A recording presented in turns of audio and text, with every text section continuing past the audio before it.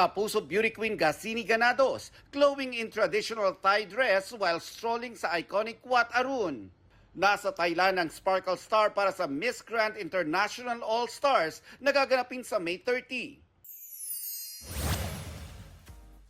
Vacation mode on sa Paris, France ang pamilya ni Rojon Cruz at Diane Medina. Pero parang mas masaya ang inner child ng Task Force Firewall star sa Eiffel Tower. Star of the New Gen Jillian Ward, inaming nanood sila ng concert ng newest Sparkle star na si Kobe Brown. Was it a date? Grabe, the date. Kayo talaga, pag nakikita kayong kasama ko, date agad.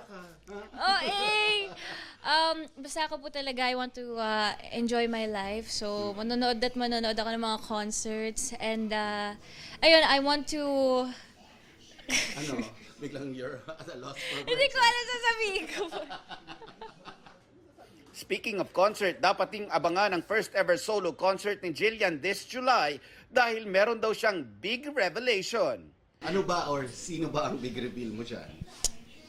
Abangan.